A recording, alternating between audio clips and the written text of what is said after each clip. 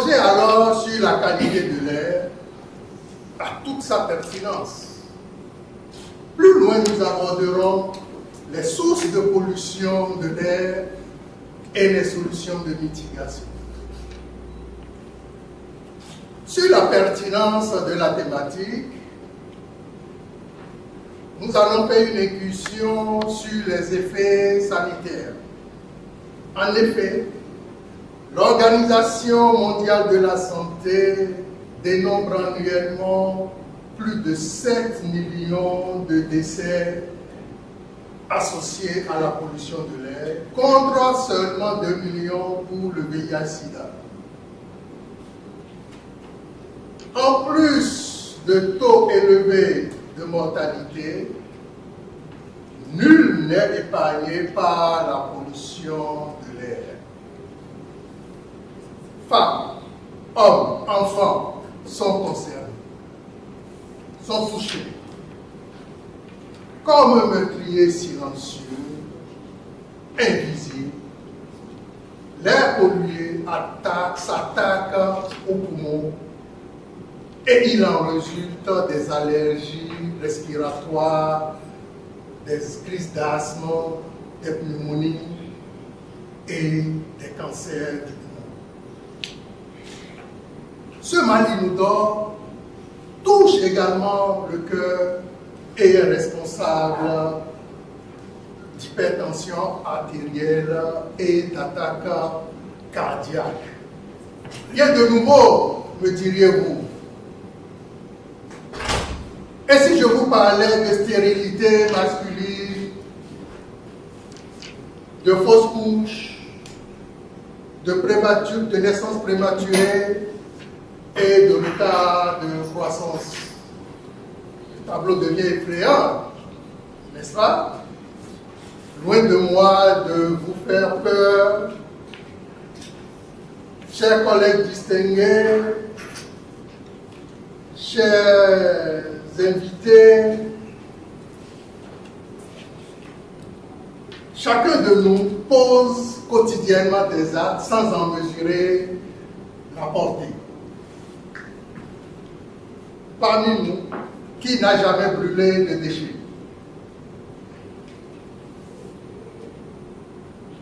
Cette action aussi banale est une source importante de pollution de l'air. Cette pollution concerne aussi bien l'intérieur que l'extérieur. L'air n'a pas de frontières. On est tous d'accord que l'air pollué du Bénin continue d'envahir le voisin nigérien. N'en déplaise au président Ouaré. Bon nombre de nos ménages continuent d'utiliser du charbon de bois, du bois pour la cuisine. Puis, ils allument le feu dans des foyers traditionnels en utilisant des sacs plastiques communément appelés sachets. Ce cocktail de polluants atmosphériques n'est pas sans tard pour la santé humaine. Par ailleurs, méditer, c'est bien.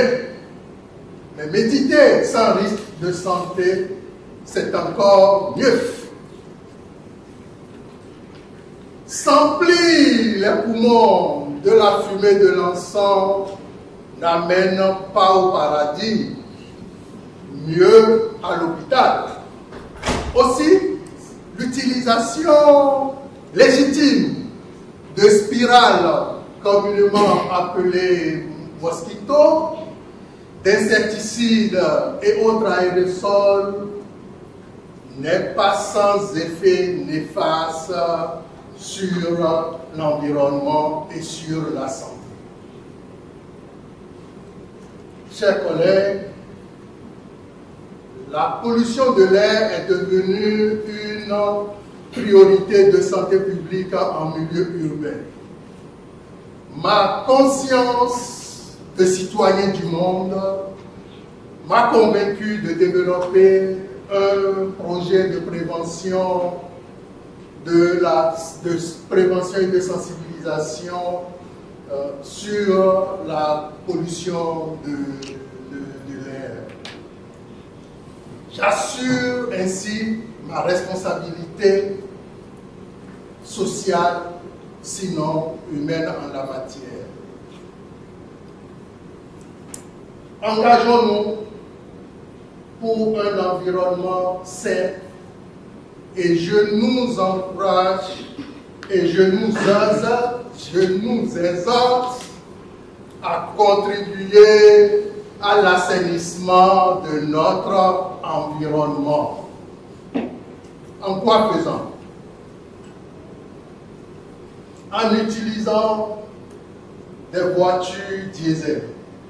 Non. Surtout, c'est ce qu'il ne faut pas faire.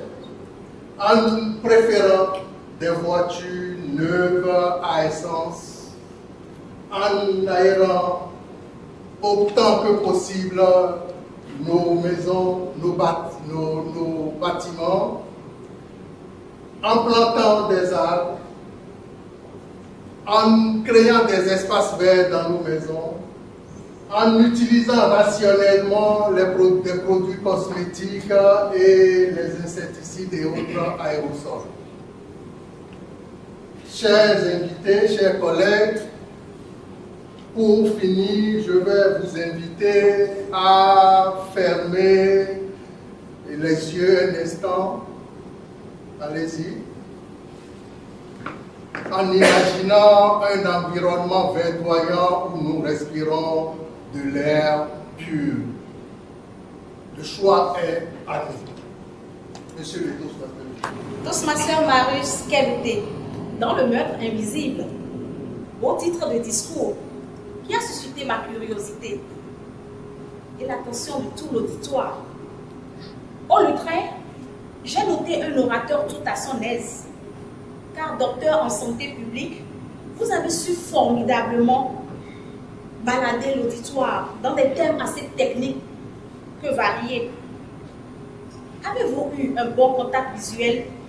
Je dis oui, car votre regard était bien circulaire, avec un contact assez franc. En termes de variété vocale, vous avez fait usage d'une bonne élocution. Le ton et le volume de votre voix étaient parfaits. Quant à l'objectif principal de votre projet de discours, qu'est un langage corporel efficace, vous avez fait usage d'une gestuelle efficace, mais moins précis par moment, car j'ai noté quelques dandinements et des gestes parfois inappropriés.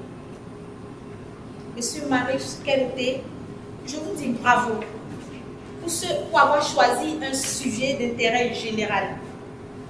Mais pour évoluer, je vous recommanderais de bien travailler votre gestuelle pour qu'elle soit plus efficace. Monsieur l'évaluateur général, je félicite à nouveau Monsieur Marius Kerouté et qu'il nous revienne très bientôt en prenant en compte les quelques